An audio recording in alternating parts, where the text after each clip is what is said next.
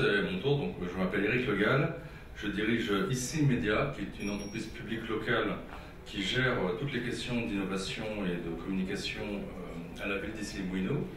Et d'ailleurs, à l'occasion de cette conférence, on a peu eu l'occasion d'entendre les collectivités locales parler, intervenir et parler justement de ce qui est au cœur de leur avenir, si j'ai bien compris le thème des Smart Cities. Or, il nous semble important de partager aussi avec vous la vision que les collectivités locales, les villes, peuvent avoir de ce sujet-là. J'ai repris en fait sur ce slide 7 critères qui ont été publiés par l'usine Nouvelle l'été dernier, 2014, lorsqu'ils avaient fait un dossier important, vous avez peut-être vu, qui était sur 67 villes à travers le monde qui, si je reprends leur titre, osent l'intelligence.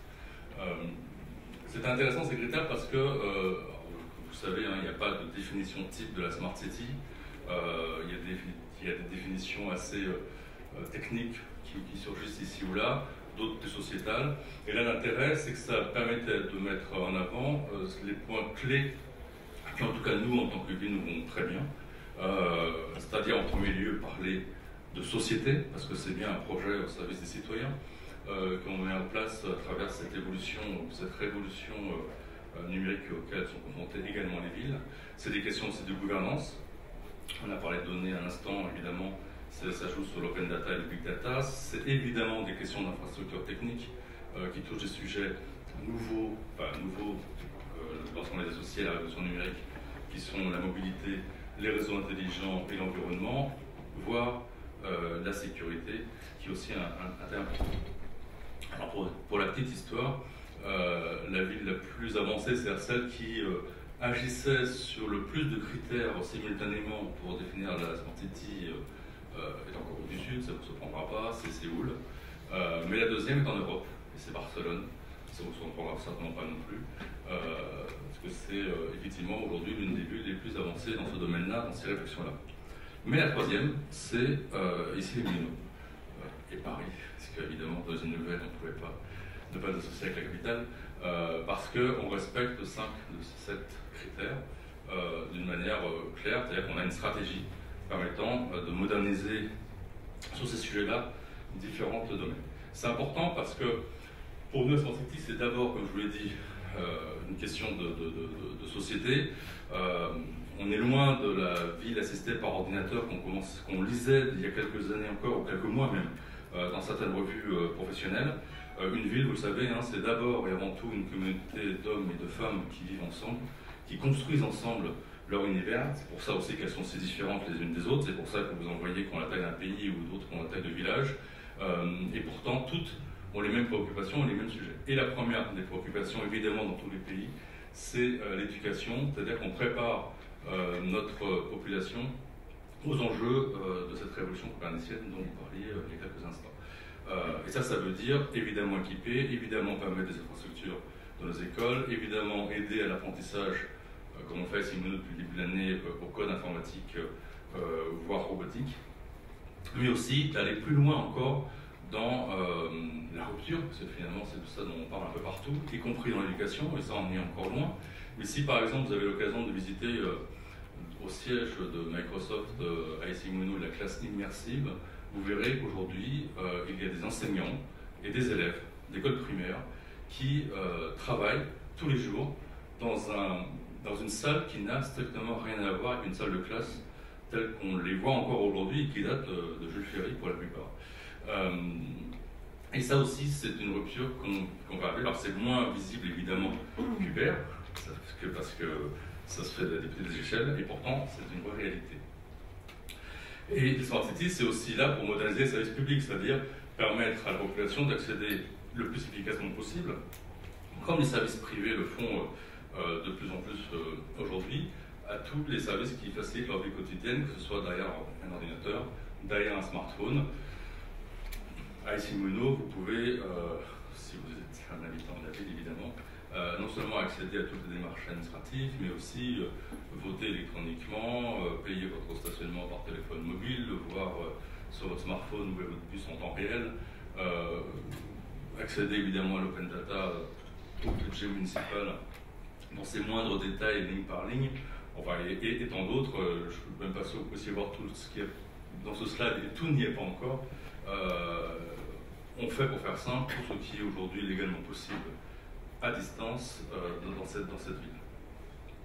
C'est aussi un enjeu culturel. Alors je suis désolé parce que j'insiste un peu parce qu'on n'est pas à la technique, mais c'est vraiment pour moi fondamental d'expliquer que la Smart City, c'est d'abord la continuité de ce que certaines villes comme la nôtre, qui a démarré il y a une vingtaine d'années, ont entamé avec la révolution numérique. C'est-à-dire que pour faire une Smart City, il faut d'abord être une ville numérique, il faut d'abord être une ville connectée, il faut d'abord avoir des services adaptés à la population qui utilisent ces sujets numériques. Alors, enjeu culturel, ça veut dire que nous aussi, on se prépare, pour reprendre un mot à la mode, à l'ubérisation des services. Si vous prenez par exemple les médiathèques qui sont dans nos villes et nos villages, on peut se poser la question de savoir ce qu'elles vont devenir lorsque les gens n'emprunteront plus de livres papier. Or, elles peuvent aujourd'hui évoluer, c'est en tout cas ce qu'on essaye de faire chez nous, c'est-à-dire en s'ouvrant déjà à ces pratiques numériques. Par exemple, nous prêtons des e-books et des livres numériques à la population. Nous permettons aux gens de jouer en ligne et on promeut le jeu vidéo comme un exercice culturel. Et lorsque, je ne sais pas si j'ai l'occasion de savoir ce qu'était le CUBE, qui est le premier centre numérique culturel en France, qui est né en 2001, il va au-delà des pratiques culturelles numériques puisqu'il sensibilise la population aux enjeux de demain, donc assez rupture. Donc on ne sait pas exactement ce qu'est une Smart City, par contre on sait ce qu'elle ne serait pas si on n'utilisait pas un certain nombre de choses. Donc pour nous, évidemment, on vient d'en parler, il n'y a pas de Smart City sans données. On parle d'open data, on parle de plus en plus de big data. Il est clair que si on ne dispose pas aujourd'hui des données pour permettre de gérer plus efficacement les réseaux d'une ville, on n'y arrivera pas. La vraie question qui va se poser derrière, c'est qui va, ils ont bien progressé tout à l'heure, qui va contrôler ces données, qui va manager la plateforme qui serait l'espèce de réservoir de toutes les données au niveau local. Est-ce que ça doit être une commune, une communauté d'agglomération, une région, l'État, une société privée? C'est une question aujourd'hui à laquelle il n'y a pas encore de réponse. Ce qu'il faut toujours avoir en tête, c'est que ce n'est pas pour rien s'il y a un siècle aujourd'hui, on a déjà délégué à des syndicats intercommunaux la gestion de l'électricité au lot. C'est bien parce que, à l'échelle d'une commune, ça paraissait pas pertinent de gérer ce type d'infrastructure.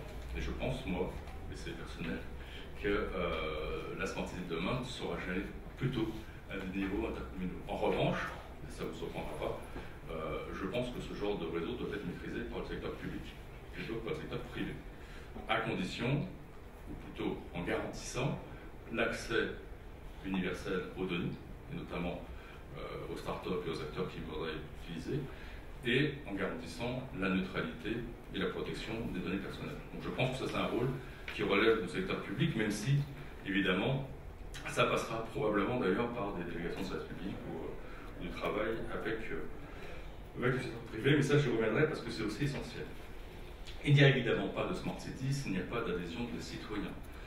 Quand je vous parlais tout à l'heure de villes assistées par ordinateur, c'est ce que certains projets dans le monde ont essayé de mettre en place. Je pense à la Corée du Sud, notamment une ville qui s'appelle Songdo, toute neuve, entre Séoul et l'aéroport d'Incheon, qui technologiquement est parfaite, puisqu'on peut à peu près accéder à tout ce qui existe aujourd'hui grâce au numérique, mais qui manque d'âme. Et qui manque d'âme parce que c'est un lieu qui est froid, parce qu'évidemment la technologie, par définition d'ailleurs, c'est que la technique, c'est que les tuyaux, ce ne sont pas des gens. Et les gens qui vivent dans ces... En tout cas c'est aujourd'hui, les premiers retours que nous avons de ces expériences, montrent des gens qui s'ennuient, parce que tout est parfait. Et une ville, c'est comme un organisme, et par définition, l'humain n'est pas parfait. Alors peut-être si dans quelques générations, on est dans une société robotisée, tout le sera, mais en tout cas aujourd'hui, ce n'est pas le cas. Et aujourd'hui, si on n'a pas l'adhésion des citoyens, on peut avoir de vrais freins. Et d'ailleurs, c'est ce qu'on voit, on va parler d'Uber, on peut avoir de vrais obstacles, et on peut avoir de vrais freins, parce que si vous avez une vraie mobilisation des citoyens contre une évolution technologique, contre de nouveaux services, on le voit d'ailleurs, le mouvement qui commence à naître aussi en Californie, contre cette technicisation de la société, et ben, le système sera en panne. Et ça, pour le coup, c'est vous, acteurs économiques, qui en paierez les premiers. Mais bon, globalement, c'est la société qui... Donc on doit être extrêmement vigilant à associer les citoyens, à leur faire comprendre l'intérêt de ces évolutions, à les faire adhérer. C'est pas impossible, hein. Il faut s'interroger sur le fait de savoir pourquoi, par exemple, la France est le deuxième marché après les États-Unis d'Uber et d'Airbnb. Est-ce que c'est parce qu'on a un pays tellement bloqué qu'on s'est engouffré dans de nouveaux services qui nous facilitaient vraiment la vie? Est-ce que parce qu'on a un esprit un peu aventurier? Est-ce que parce qu'on a une graine révolutionnaire? Je vous laisse décider quelle est la bonne réponse. En tout cas, c'est un fait. Les Français sont un peu moins à détente pour démarrer. Ça, c'est notre côté un peu sceptique de nature. Mais quand on démarre, on y va. En revanche, quand on veut s'opposer, on s'oppose. On a un bel exemple aujourd'hui sur nos routes. Donc c'est vraiment essentiel. Nous, on essaye vraiment, c'est pour ça que je dis toujours que même une stratégie de Smartistics, ça fait 20 ans qu'on l'amène avec Simuno, on essaye vraiment d'associer la population et être un living lab, comme c'est un label au niveau européen que nous avons depuis 2008, ça veut dire quoi? Ça veut dire que quand on réfléchit à de nouveaux services, on essaie autant que possible, parce qu'évidemment c'est compliqué, d'associer la population en amont, de lui faire comprendre que contrairement à notre mentalité, aujourd'hui on est tous dans un système de bêta-testeurs, on est tous dans un système d'évolution permanente, y compris un gouvernement, même s'il est local, et qu'on doit avoir cet esprit start-up qui fait qu'on avance ensemble. C'est pas parfait, ce sera certainement jamais parfait, mais en tout cas on va essayer de perfectionner ensemble le système plutôt que de bloquer. C'est ce qu'on fait par exemple en ce moment, on a créé un groupe de bêta-testeurs sur la mobilité, et on leur demande d'être parfois même alpha-testeurs, c'est-à-dire des trucs extrêmement compliqués pour un citoyen moyen, mais c'est important aussi pour nous d'associer là-dessus. Le résultat d'ailleurs, c'est qu'à Simuno, on n'a pas eu jusqu'à présent de mouvement d'ampleur d'opposition contre les antennes relais, le Wi-Fi dans les écoles, le vote électronique, enfin tout ce qu'on peut entendre dans d'autres collectivités, etc. Parce qu'on a une population qui, peut-être, est plus... s'approprie davantage ces sujets-là.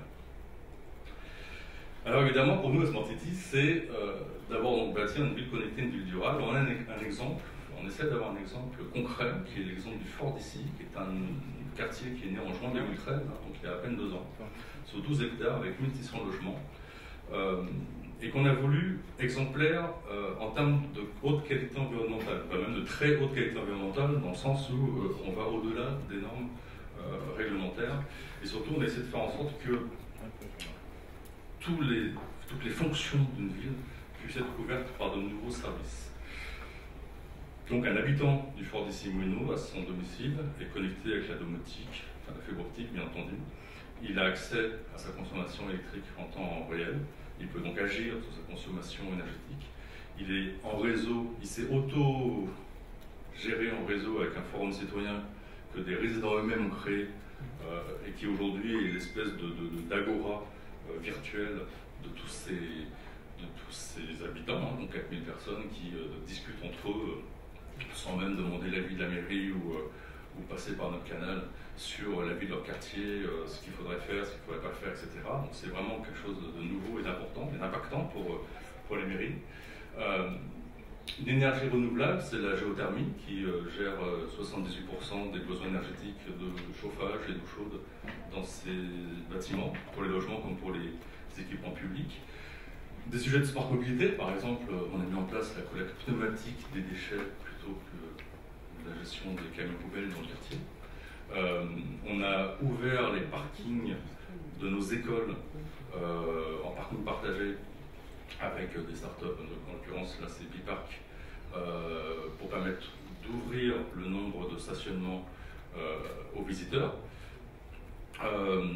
On a mis en place des parcours historiques numériques parce qu'il se trouve que le Fort d'Issy, avant d'être un quartier ultramoderne, était d'abord un vieux quartier militaire, un fort militaire qui était destiné à sauver ou plutôt à protéger la capitale et qui a été sur le chemin des Prussiens en 1870 lorsqu'ils ont assiégé Paris, et puis des Versaillais lorsqu'ils ont assiégé les communards, ou plutôt les communards lorsqu'ils ont attaqué les Versaillais, quand vous voulez, en tout cas on était au milieu des deux. Et c'est donc la page la plus sanglante d'ailleurs d'Issy Moulineaux, parce que la ville était à peu près détruite, il y avait énormément de morts à ce moment-là. Et l'idée, c'était de se dire, évidemment, on ne va pas créer un musée pour raconter cette histoire-là, en même temps, c'est quand même l'histoire la plus importante de la vie moderne de cette ville. Et donc, on a essayé d'utiliser le numérique, mais sur différentes facettes, pour que les gens puissent accéder d'une manière, enfin, à leur rythme, en fait, à cette histoire. Donc, on a, dans un équipement public, un espèce de grand encyclopédie numérique sur l'histoire de la guerre de 70 et de la Commune de Paris, mais vous pouvez aussi, à travers des codes QR ou des tablettes, vous balader dans le fort et avoir accès à des épisodes, rencontrer le robot Nao qui vous raconte lui ça, ou même porter des lunettes connectées pour faire un tour et pour voir ce que vos yeux ne peuvent pas voir, parce que quand je vous parle de géothermie, de fibre optique, de choses comme ça, ou de collecte pneumatique des déchets, vous ne voyez évidemment pas les réseaux souterrains qui sont en dessous, et grâce à ces lunettes-là, vous pouvez vous promener et visualiser comment ça se passe concrètement dans les villes. Donc ça, c'est vraiment pour nous un point important. C'est un quartier qui est raccordé aussi à EasyGrid. EasyGrid, c'est le premier démonstrateur en France de Smart Grid, qui avait pour objectif, comme tous les projets de Smart Grid, de voir comment nous pourrions mieux consommer, plus intelligemment, mais surtout moins cher, et plus efficacement l'électricité dans nos bâtiments. L'avantage de ce projet, c'est qu'il touche là aussi encore toutes les fonctions de la ville, donc les immeubles de bureaux, des logements, la voirie, avec les candélabres, des lampadaires, avec les bornes de recharge de véhicules électriques, des équipements comme la gare RER, d'une école, puisque l'école des avocats va être raccordée également. Enfin bref, tous les bâtiments pour voir comment ils peuvent ensemble gérer à l'échelle d'un quartier ou d'une ville ces consommations énergétiques. Gérer, ça veut dire quoi? Ça veut dire que si un bâtiment produit localement de l'énergie avec des panneaux photovoltaïques ou des mini-éoliennes ou je ne sais quoi, il peut les mettre dans son réseau interne pour effacer les pics de consommation lorsque des grosses chaleurs ou des grands froids, mais il pourrait idéalement aussi passer ce réseau, cette énergie aux immeubles de logements qui ne consomment pas, parce que les gens ne disent pas. Bon, ça c'est la théorie, parce qu'évidemment en réalité il y a quand même une réglementation qui complexifie un petit peu tout ça. Mais aujourd'hui ce qui est clair, c'est que ça fait 3 ans que ce projet existe. Ils savent, alors quand je dis ils savent, c'est cette dizaine d'entreprises, toutes leaders dans leur propre domaine, ils savent effacer les pics de consommation, ils savent expliquer à l'échelle du quartier, à tel bâtiment, qu'il peut baisser sa consommation parce qu'un autre va avoir une surcharge et donc réussir à lisser la consommation à l'échelle du quartier.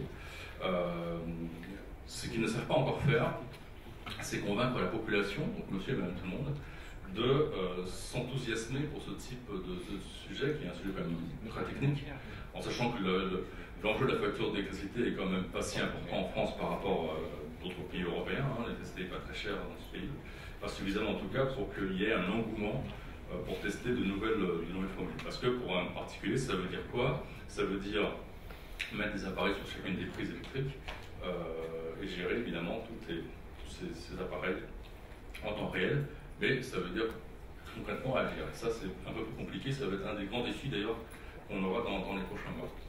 C'est un point quand même important parce qu'il n'y aura pas non plus de Smart City sans une nouvelle forme de coopération entre le secteur public et le secteur privé. D'abord parce qu'aucun des deux secteurs ne saura faire tout seul la Smart City. Parce que le privé, ça va être tellement technique, tellement géniaux que ça ne marchera pas parce que les gens n'adopteront pas. Et deux, parce que le secteur public n'est pas compétent, donc il se planterait de la même manière. Donc il faut véritablement avoir une nouvelle manière de travailler ensemble, mais qui soit, pour cette chose nouvelle, très différente de celle qu'on a aujourd'hui. C'est-à-dire qu'il faut prendre en compte d'abord une chose simple, que je pense qu'on répète de plus en plus, c'est que les finances publiques n'existent plus. On va avoir de moins en moins d'argent, et donc le secteur public va se paupériser dans ce pays, il faut en être conscient, et comme aujourd'hui c'est un des principaux investisseurs dans le pays, il va falloir, voilà, ça aussi c'est une nouvelle forme de rupture dans la manière de gérer cette économie.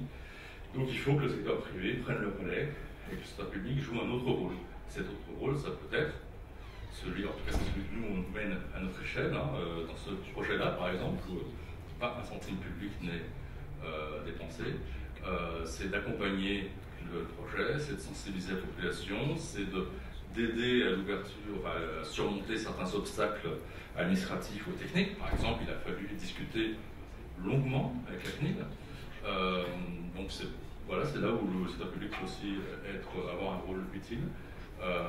En tout cas, ce qui est sûr, c'est que ce n'est pas demain le secteur public qui pourra financer une évolution aussi importante des fonctions de la ville qu'on imagine. Ça, c'est une conviction. Alors, encore une fois, sauf si on arrivera à industrialiser un modèle économique, on trouvera un modèle économique pour gérer ça à niveau des syndicats intercommunaux, de DSP ou je ne sais quoi, ça changera, peut-être, mais en tout cas aujourd'hui, c'est sûr que ce n'est pas le bon de méthode. D'ailleurs, vous voyez dans la presse, tous les grands projets de Smart City qui avoisinent les quelques millions d'euros pour quelques expérimentations qui donnent des résultats qu'on cherche encore, commencent à être pointés du doigt. Et c'est normal, parce que c'est évidemment l'argent public de nos contribuables.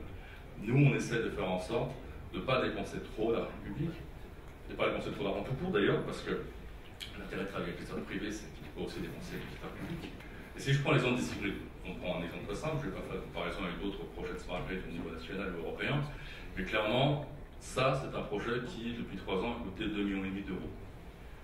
Donc, divisé par les 10 entreprises qui sont autour de la table, c'est largement abordable pour faire un projet qui, aujourd'hui, est considéré comme l'un des projets, ou si ce n'est le projet, le plus avancé, le plus abouti de Smart Grid dans ce pays. Donc, comparez-le avec d'autres projets qui coûtent plusieurs millions d'euros, vous voyez qu'on est dans cette logique-là. Je parlerai également d'ailleurs de Smart Mobilité tout de suite, parce que c'est exactement le même état d'esprit dans lequel nous sommes. On veut faire la démonstration que la Smart City peut réellement améliorer la mobilité urbaine. En fait, ça veut dire quoi? Peut réellement avoir un impact sur nos déplacements. Ça fait des décennies qu'on tourne en rond dans le monde entier pour gérer les encombrements, pour s'inquiéter ou lancer des alertes dès qu'il y a un taux de pollution trop important à cause de la météo ou du nombre de véhicules ou de diesel ou de je ne sais quoi. Mais on ne fait que s'inquiéter, il n'y a pas d'action, parce qu'il n'y avait pas en tout cas de moyens concrets. Tout a été essayé, vous le savez, hein, on peut faire comme les Chinois, c'est-à-dire mettre un nouveau périphérique tous les 2 ans, ça ne fait venir que plus de voitures.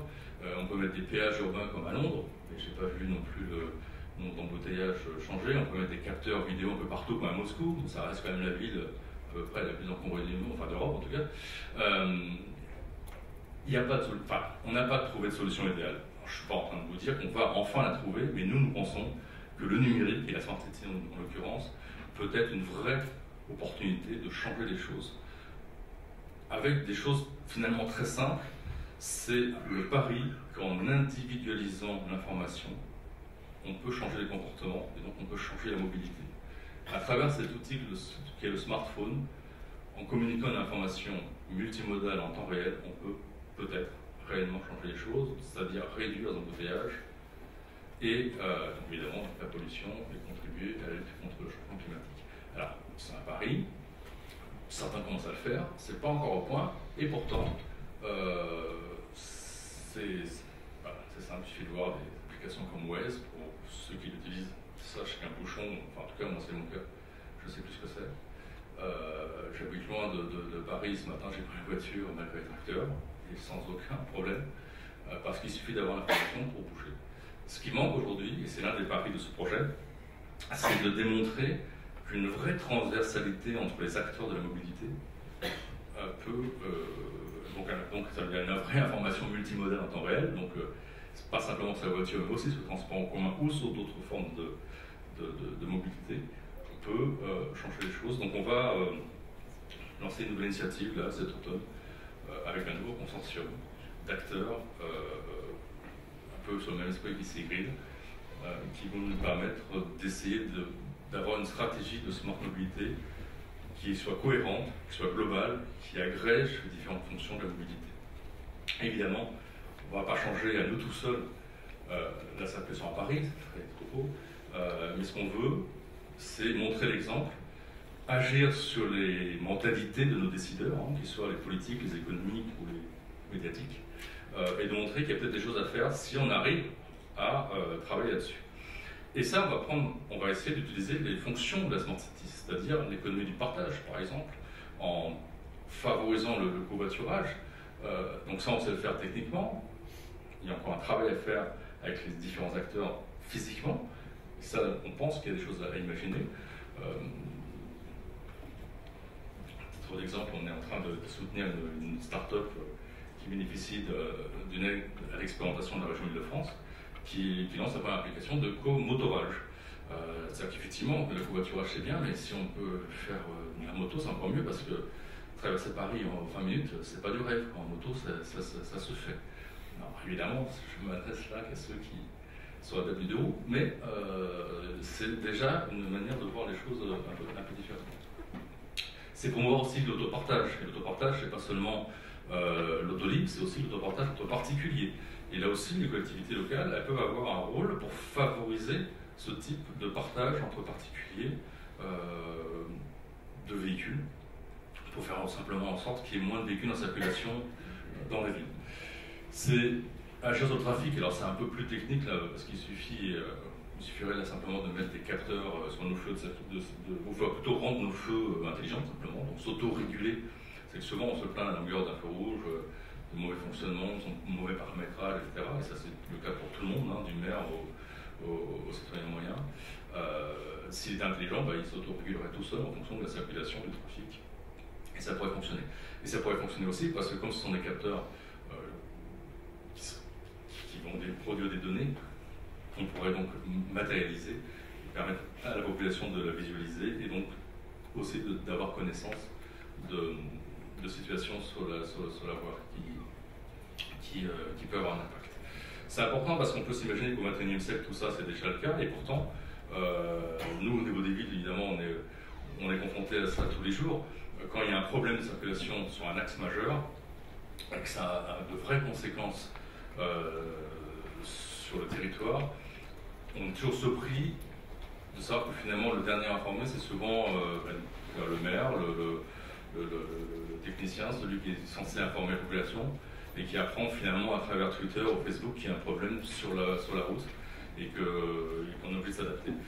Et croyez pas que c'est au niveau simplement de maire. Hein. Moi, on a été témoin de blocage d'un convoi présidentiel il y a à peine un an sur un des axes majeurs des quais de Seine. Ne me demandez pas pourquoi les services de sécurité de la présidence de la République n'étaient pas informés qu'il y avait une route barrée à cause de travaux l'été dernier. Et pourtant, c'est la réalité. Et quand vous avez une voiture du président bloquée au milieu des bouchons et des motards qui s'énervent sur les automobilistes, je vous assure, ça ne donne pas l'image d'une ville, d'une smart city du XXIe siècle. Et c'est la réalité comme toujours. Et ça, on pense qu'on peut changer les choses encore une fois si on donne l'information à chacun grâce au numérique et à ses réseaux. Facilité de stationnement, parce que vous l'avez certainement lu partout, hein, les études divergent, donc grosso modo, entre 20 et 30% des voitures qui circulent dans une ville, ce sont des gens qui cherchent une place de stationnement et qui, s'ils en trouvaient une immédiatement, pourraient libérer l'espace de circulation et du coup le trafic. Aujourd'hui, il existe beaucoup de systèmes expérimentaux pour trouver une place de stationnement, hein, donc ça va du communautaire, c'est-à-dire je quitte ma place de stationnement et je le dis à ma communauté. Donc quand il y aura la masse critique, on pourra peut-être imaginer que sur Waze, on saurait quelle est la place de stationnement la plus proche de là où je vais. Ça va jusqu'au capteur sur chacune des bandes de stationnement, donc là c'est simple, un capteur c'est technique, hein, elle détecte une voiture ou pas. Il y a d'autres problèmes, mais en tout cas c'est simple. Et puis il y a les systèmes un peu mixtes, les systèmes aussi prédictifs. C'est ce qu'on expérimente par exemple avec Parkeon, avec un service qui s'appelle Pass to Park, qui part finalement de la connaissance du stationnement en temps réel qu'ont les parcs-mètres, puisque les parcs-mètres savent à peu près exactement qui stationne, combien de temps et quel est le taux d'occupation dans une rue. Et donc à partir de cette prédiction-là, ils ont fait une application qui permet de nous aider à trouver une place de stationnement plus facilement. Ça reste encore expérimental, et en tout cas nous on va essayer d'accélérer cette expérimentation et trouver le système le plus intelligent. À mon avis, comme souvent, ça sera des systèmes mixtes qui verront le jour. Et puis enfin, ça c'est le plus difficile, mais c'est pour moi le plus essentiel, c'est l'information multimodale en temps réel. C'est-à-dire le jour où effectivement une application comme Waze vous dira il y a un bouchon à 1 km devant vous, quittez la route. Mais franchement, ça serait mieux que vous gariez à la gare et que vous preniez le train ou les RER parce que vous arriverez plus vite que si vous prenez une petite route. Et ben, ce jour-là, on aura réussi à faire un vrai projet de smart mobilité. on n'y est pas encore, mais on y arrive.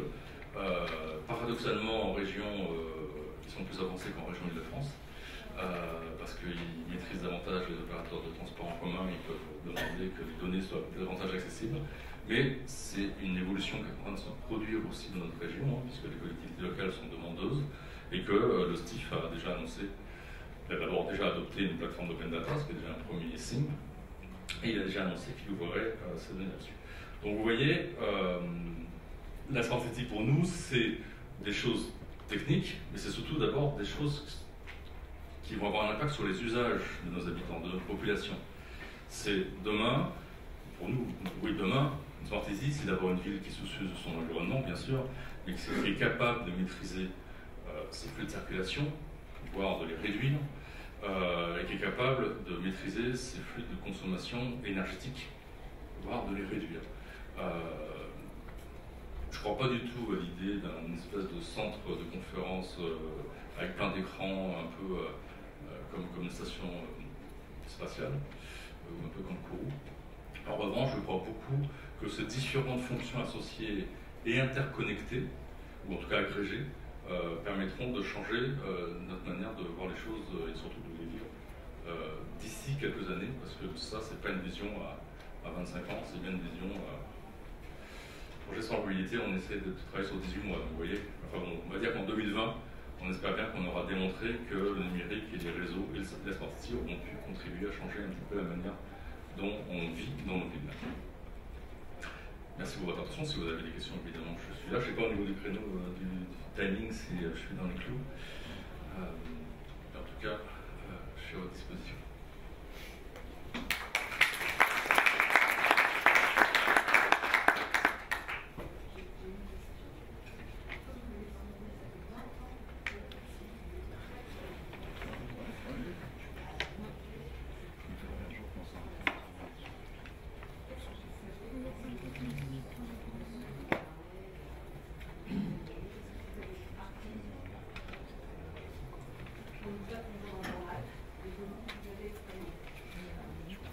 Essentiellement, le fait de tenir compte de la vie des habitants. En fait, je pense que la plus grande expérience, c'est celle d'apprendre à être patient, parce qu'on voudrait que tout aille très vite, parce qu'on est convaincu que ça va changer la vie, mais en fait, il faut bien être conscient que la population, elle vit son rythme, c'est normal, on n'est pas tous des geeks, on n'est pas tous des spécialistes. Si je prends l'exemple du Fort d'ici, comme je ne peux pas faire visiter un appartement, parce que ça a eu un tel succès qu'on n'a même pas eu le temps d'avoir un appartement témoin pour ensuite servir de showroom, j'ai demandé à faire un reportage vidéo à une habitante d'un conseil de quartier. Donc elle a ouvert ses portes et elle nous a raconté. Donc elle nous racontait qu'elle avait fait le choix d'acheter dans ce quartier parce que justement c'est un quartier qui se présentait comme un éco-quartier numérique. Donc il y avait vraiment ces deux modèles. Et donc elle nous montrait comment ça marchait. Donc elle montrait comment fonctionnait le système de régulation du chauffage par exemple à la maison. Et donc après nous avoir dit qu'elle était très attentionnée sur l'environnement, c'était un point très important, et bien à l'écran on voyait qu'elle était en train de baisser la température qui était à 24,5. Donc vous voyez, c'est ça. Et si je prends l'exemple de la géothermie, qui est un autre exemple, le premier hiver, on a eu quelques soucis. La géothermie permet de chauffer donc, les appartements. Puis évidemment l'hiver c'est limité à 19 degrés parce que c'est la norme pour. Et bien évidemment on a eu une levée de bouclier telle des habitants qu'on a été obligé de changer un peu le dispositif technique et permettre aux gens d'aller un peu plus en hiver que 19 degrés. Donc c'est pour ça que je dis qu'il faut accompagner ces mouvements-là en tenant compte de la population, en leur expliquant, et puis à leur rythme, parce que ça va très très vite pour beaucoup de gens, et qu'on ne peut pas faire tout, voilà. Mais l'intérêt des villes qui démarrent maintenant, c'est que elles sont justement tout cet acquis. Mais on ne fait pas tout, je veux dire, en claquant des doigts. Clairement, c'est pour ça que pour moi, il est important de dire que la Smart City doit reposer sur un socle qui est celui de la ville numérique. C'est-à-dire qu'il a bien fallu qu'avant, la ville ait des infrastructures et des services. Sinon, si vous lancez tout de suite des services trop révolutionnaires, vous allez prendre le risque d'avoir un handicap. Je reprends l'exemple du Fort d'ici. Évidemment, pour être intégré au Smart Grid, on a demandé l'autorisation à chacun des résidents, hein, c'est ce que la CNIL nous a demandé. Et bien, on a 10% des gens qui n'ont pas voulu se connecter au réseau. Parce que pour eux, se connecter au réseau, ça veut dire un risque de protection de vie privée, enfin, voilà, toutes les peurs que vous pouvez entendre ici ou là. Et même dans une ville plutôt avancé, avec une population plutôt ouverte à ces questions-là, voilà, on a des gens qui disent non, non, je préfère attendre pour voir, etc. On n'a pas levé de bouclier, mais on a des gens qui sont prudents, qui font attention. Et donc ça, c'est vraiment important. C'est la principale chose qu'il faut retenir. Merci à vous en tout cas.